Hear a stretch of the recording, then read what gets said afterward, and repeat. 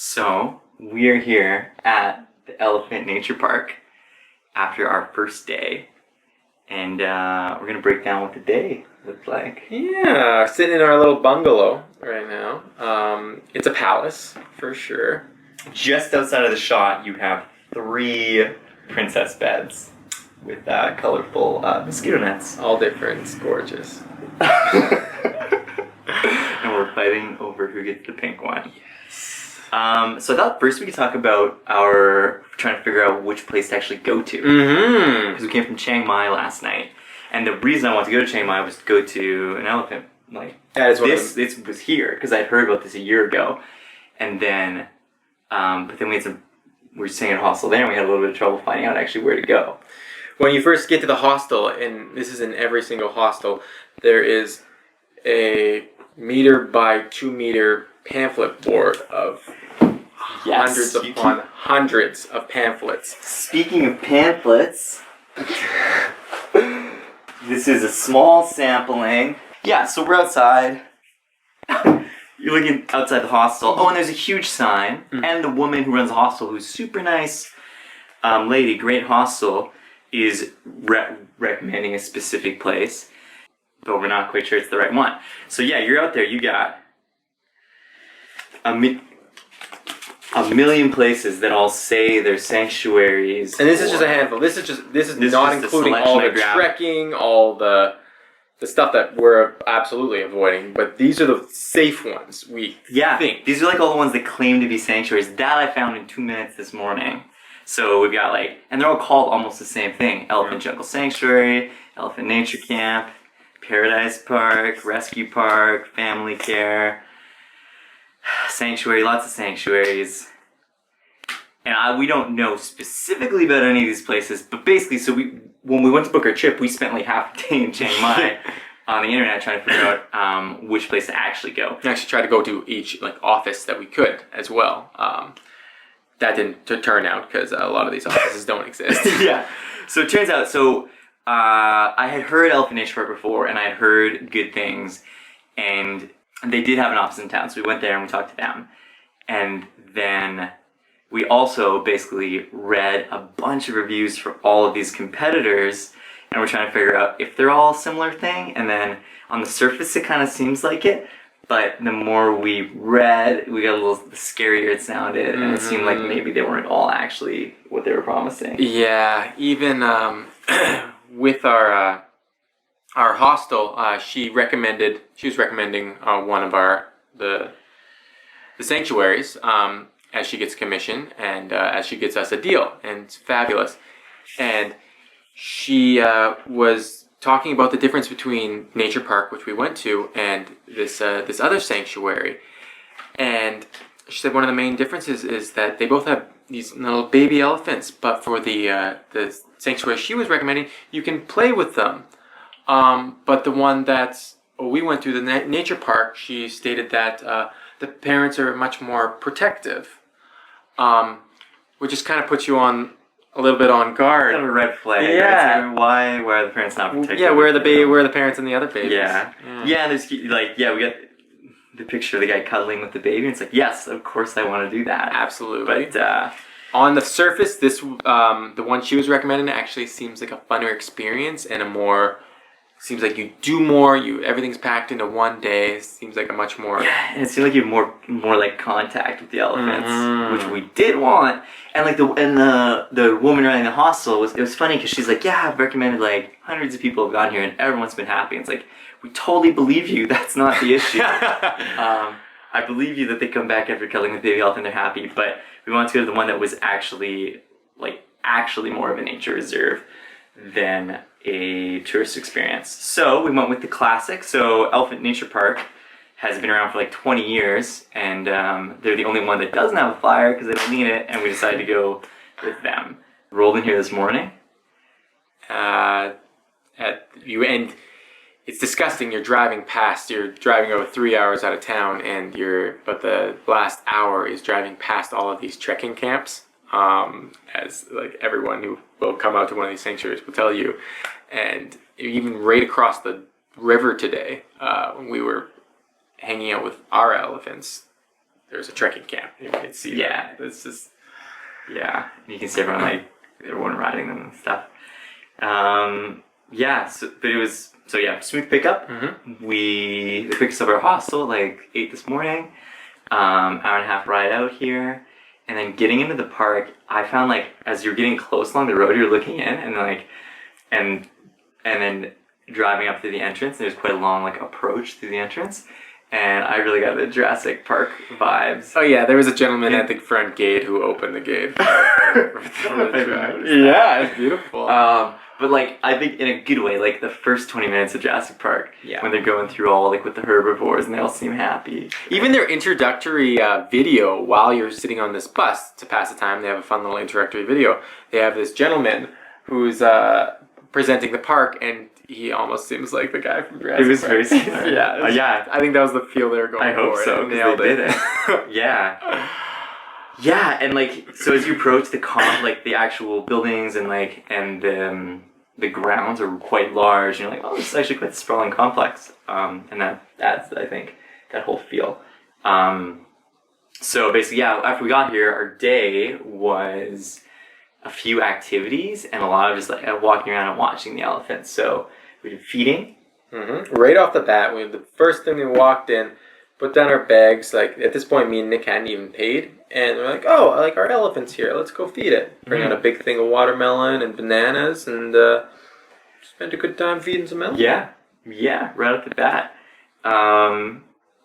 They have they don't want you to get too close, but you like hold it out and then grab the fruit with their trunks. I thought it was really fun. And the main thing here is to take away from it is that as they will say, this is for the elephants. This isn't for us. Like this is a fun little. It's like this is also for us, of course, but mainly it's for the elephant's protection. So there is some things that are in place, like this red line you're not supposed to cross, but like at the same time, the elephant is touching you. Like you don't have to be on top of the elephant to be feeding it. Like you get to kind of pet its trunk as you're feeding it.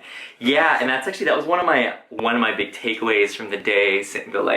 This experience, this is like a rehabilitation park for elephants, and like they get all their elephants, they basically rescue them from other industries where they're being abused, and bring them here and like get them back up to health, and then give them an environment that's closer to what they would have in the wild. The big difference between like all of these ones, as the day went on, I was thinking about it, and all of these seem like they're attractions aimed at providing you value as a tourist. So there's a bunch of you're doing a bunch of activities that are fun for you. Yeah. And this to me, it's still it still has some of that, but by the end of the day, I was thinking this really feels a lot more like a modern ecotourism kind of thing, where you're more just what your value is just observing them. Yeah. And your fee is really a donation to keep this park running because you know it's a good cause. But the little bit of touching and stuff that you do, it's that's just a little bonus. And but really the whole reason this exists is for the elephants, and you're just here and happy to be observing it. Mm-hmm. It's not like a theme park for you. Almost take away as it's a safari theme kind of thing. It felt very safari-esque. Yeah, way more like that. Which is the way it should be. You shouldn't be rolling around with the little babies in the field. Yeah, totally. I think that's a great way to put it. And I was getting that vibe as well, and it's really made me think about future trips to Africa and doing a real full-on safari. But yeah, if you're doing a safari, you're not expecting to go up and playing with the animals. You're happy just to be seeing them, right? Exactly. And you don't want to be interfering with them. And this feels it's a little different because these guys they're being rehabilitated. They're being worked with trainers. They are used to people and they're friendly, and it's building awareness because people are happy to come here and kind of. Mm-hmm. But we actually now we're jumping around, but we actually found out this evening that a longer term goal for maybe this park, or maybe maybe the next stage of what this turns into, is actually going to be a hands-off park that's way more, which seems way more like an ecotourism safari kind of thing. Absolutely. Okay, yeah. So the activities, the feeding. We spent time walking around the grounds, which is great, with a guide who works here and knows all the elephants personally, and was really giving us tons of good information. And this is where we saw she knew every single name of every elephant we came across. Some we were able to interact with that were very friendly, who had, like, some of them 90 years old, been in the park for years.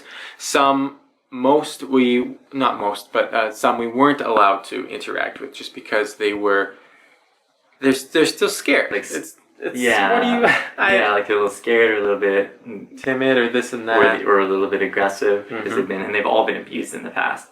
But that was cool. So that was like when she knew there was a friendly one who. They're all. It seems like for the most part, they're happy if you're giving them fruit. They're happy to like, put up with you being there, right? Yeah. And they don't care too much. But she knew which ones were happy all the time. They were fine with people petting them, and we got to walk around and pet them. And then the final activity at the end of the day was washing them in the stream. And again, it's a little silly because they're in they can go jump in the river whenever they want, and you're kind of splashing them with buckets. But for us, that was really fun because you get to play with them in the water.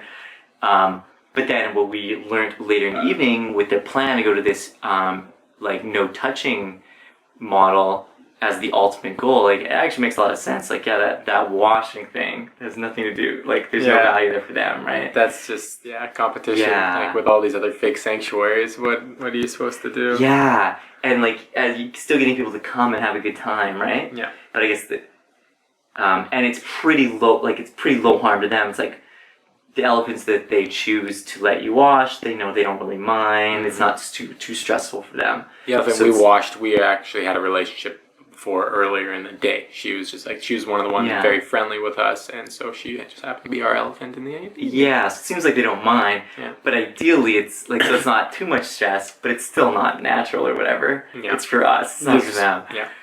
So yeah, for me, the idea of eventually moving on to that different model, like hopefully that wouldn't make less people come here, because for us, even just sitting just sitting there kind of nearby and watching them for half an hour was great. Just walking through the grounds, like they're just romping around, like there were babies everywhere, and they approached you, and obviously I didn't go roll around with one, but it was there, and it was beautiful and very magical experience. Yeah. But I wasn't affecting it in any sort of negative way, or disrespecting its parents. Yes. Yeah. And like the grounds are pretty open, so within like there's a bunch of buildings that are actually really cool open design, and it looks kind of treehouse-ish. Like there's multiple stories, and and that's where you eat and hang out. And the actual grounds are quite open, and so you're walking around. You have to be with your guide, but you're walking around, and like you're being careful. You gotta be careful not to get too close to them, but like. You can just sit and hang out, and there's no barriers in between or anything like that. So that's kind of a nice compromise too. Like compared to a zoo, like hey, maybe you're not touching them, bothering them, but you can actually get closer than you'd be able to get at a zoo, and no glass or barrier in between. And they have space to roam. They are free. Yeah, exactly. Literally, they have the whole complex to, minus a few who are still rehabilitating. Like both herds or all the herds have this entire complex to wander around with dogs, with cats they've all rescued, as well as bison and cows. Like huge program here. It is there's so many. There's apparently 400 stray dogs that they rescued the majority of during some major storms they had here in 2011 in Bangkok. It's pretty cool. It's pretty cool, like home for misfit animals who need a little help. They're just doing what they can. Yeah. It's beautiful. Good time. Water buffalo, dogs, cats, elephants, some pigs. I think. There was a pig. Everyone's just hanging out. Yeah, and so we're just sitting here at the end of the day. Yeah, in one of the bungalows on site, and so we chose to do there's like longer term options, a single day, which I think most people do. Mm-hmm. And we went for the overnight because we thought it'd be nice to get to meet some of the volunteers who are staying here longer and just see a little more and maybe catch the sunrise. And accommodations super great. Oh, the accommodations are like a little village, like they're really cute, bunch of bungalows, like a little village. And like we hear some noise outside. I'm like, oh, it sounds like someone's near, it sounded like someone's coming to the door, but it's just someone walking by in front of our building. And you poke your head outside, and it's like 4 elephants walking by. Stand on the balcony and watch this little train walk. Yeah, it's a little elephant village. What? It's great. Everyone living in harmony. So yeah, accommodation's great. So far, yeah, the wonderful day we spent here so far, fantastic. Huge vegetarian buffet every single time. It's exquisite. Yeah, very, food's very included. good. So good. Yeah, the whole experience. I mean, for us on a budget, is definitely one of the more expensive stops on our trip. But I mean, it's the whole reason I came to this region, and I don't think any of us are regretting that. No, we did the 2-day 2-day 1-night elephant adventure. We actually had some friends who from our hostel did the same program, but just the 1 day. They loved it. They were leaving happy. They did not feel any sort of negative. They loved it. And us, like, it's still going, and we are already like above the expectations. Oh yeah, within the first 2 hours here. And I think if you only have time to do the 1 day, or the 1 day does cost half as much, you're still gonna have a great experience. And our friends that were leaving at 5 a day, like, were totally happy with their day. But then I think it just keeps getting better if you do the overnight. Yeah. So I'd say to go for that. We very much lucked out as well, as we were planning on booking yesterday for an overnight. Didn't work out, so we booked tonight. Turns out tonight was the end of a 1-week-long volunteer program here. So the actual founder of the entire institute was here, and she did a huge 2-hour-long presentation. 2 hours. It wasn't long enough. It was beautiful. A presentation, and it was just huge bonus. So we got to hear more about like the vision of the whole thing. She's to see how passionate she is about it, but just helping animals in general, and elephants especially, and hearing about how she acquires all these rescues, and all the work that goes into, like, she's working to change, like, working with the government and trying to apply some pressure there to get these laws changed to actually make it illegal for some of these abusive uses. We're just talking about how much she cares and how much work she puts in, like, on the outside, and how, like, she just straight up started this. She walked in to do this 2-hour presentation, and she was wearing gumboots. Like, she's working right before she came in, and then she's gonna be working afterwards. She's incredible. That's great. Oh God, yeah. Yeah, you can tell how passionate she is. How this is like her life's mission, and her whole attitude towards it was, and even towards, like, tourists supporting these industries because they're uninformed and they don't know the abuse that's going on, and was like, she very much like not blaming anyone, just wanting to fix it. That was one beautiful thing about her. Is like she's straight up no blame. Like she knows, like, people don't know about trekking, and at the same time she's not like mad or angry with these companies. She just wants to work with them to change their ways. It's beautiful. And she's also talking about, so we talked that high on a policy level, she's trying to change things countrywide. And then on the ground level, she's going around and she's like, I don't know if she's maybe people don't recognize her, but she's going around and, like, finding abused elephants, following them around, taking pictures, gathering evidence. Like through the streets of Bangkok. Yeah, like for days in Bangkok. Offering money, and then she's got a whole team now to support her because this is quite a big operation. So she was talking about, like, actually buying the elephants and how she has a team to support her, and like, they'll go kind of like incognito and offer the person something off, and kind of drive that price down, because I think if they know it's going here, they want to charge a lot. So it's good. She's making it happen. She is. That was awesome. Summary. It's what she's doing is expensive. She talked about all her how much an elephant costs, and it's insane. And that's just to buy it. That's just she didn't even talk about how much it costs. We saw how much they eat today, and like the amount of land they require. So, and that's just like upkeep of an elephant, how much they cost, how much work you have to put in to obtain this elephant, how much people you have to pay, transportation, everything. And I'll drop the amount of money we spent any day of the week because like it made me feel so much better about the price tag. For profit.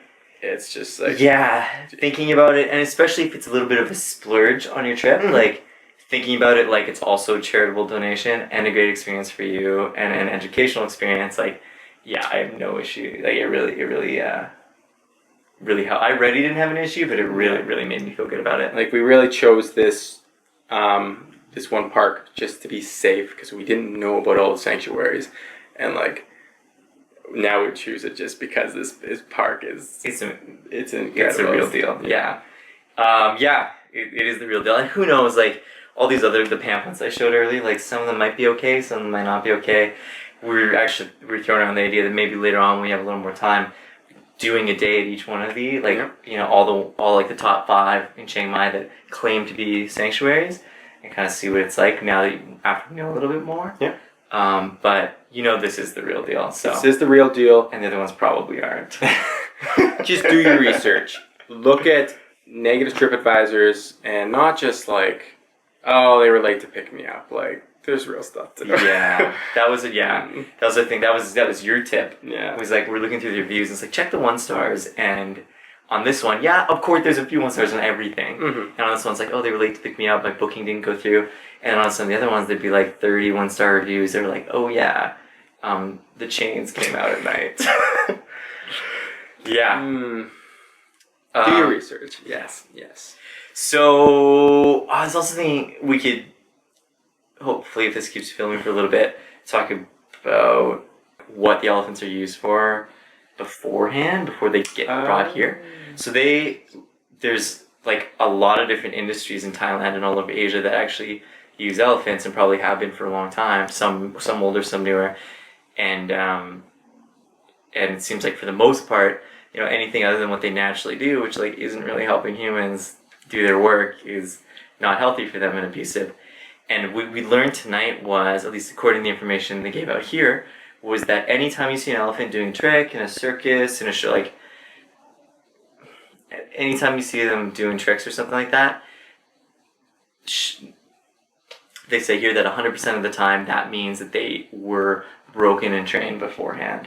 So we learned how that training works, and basically step 1, get a young elephant, which means probably killing its mother and maybe more of the group to be able to take it. Step 2, break its spirit, which is like a week-long torture chain, like basically torturous. Yeah, it's ropes, process. Chains, knives, nails, torture. And some good. And maybe, I don't know, maybe there's a way that for some of these mahouts to have a relationship with their elephants that isn't so violent like that, but from what we learned here, apparently that's not the case. Not just the trekking sector of tourism. This is all tourism elephants. Like they were saying that basically for them to be doing any of this stuff, this process has very, very likely happened to them. And then they get broken, their spirit gets broken, their will, and then they become docile, and oh my god, they're talking about how some of them try to commit suicide by stepping on their own trunks. And then they get trained in their specific trade, basically. Mm-hmm. Originally, it was logging. Logging was one of the big ones. Mm-hmm. But as logging became, using elephants to log, and logging became illegal, they transferred these elephants into the tourism sector. Like logging this illegal logging still does happen, but it's mostly into the tourist sector. And it's funny because it's like illegal. It's illegal logging. Like they're not allowed. Or it's already illegal logging, and then apparently in 2014, quite recently, it became illegal to use elephants for that kind of work. But like the enforcement just isn't there. So they still are being used for that, and more recently, so like circuses, elephant rides, elephant trekking, begging on the streets, like young elephants, walking on the streets of Bangkok with their owner, and it's pretty messed up. It's like people, they're begging, and then you give them money to like buy some food to give to the elephant. And I've actually seen this before in zoos, in like zoos in other countries. Like in zoos are already a little questionable, but like in some countries where the conditions aren't as good, it's like, yeah, you pay to buy the food to give the animals. And it's like, so what does that mean? That they're not feeding them properly, so they're always hungry? Yeah. So, yeah. Yeah. Great experience. Great experience. Aside from all that negativity at the end there, cannot talk enough about how incredible this experience was. Tomorrow we get to wake up early. We get to walk with the elephants, go hang out with them in the fields, without all of these big groups as tourism, because all of these pamphlets, it is an experience, tourism experience, and there will be crowds depending on what day you're on. For us, it was actually pretty okay today. There wasn't any big groups. We had a very small group. It was like 6 people. Me, Nick, and then 4 others, and then but apparently tomorrow it's gonna be just us on the field. Like, that sounds great. Yeah. Just the overnighters. Even though this is the least intrusive one, we still got to pet the elephants. So like by the end of the day, and they seemed like they were enjoying it and enjoying our company. We were giving them little belly rubs and stuff. So if in the future as people get more educated and this progresses, it turns out that's not the case, I'm totally okay with that. But today, like as is, getting that close to them and being able to touch them. There still is a friendly way of fun. There is a friendly way of interacting and touching elephants. Like they were approaching us and they were nuzzling up against us. Like it wasn't all just stand behind a line. It was beautiful. Yeah, it was cute.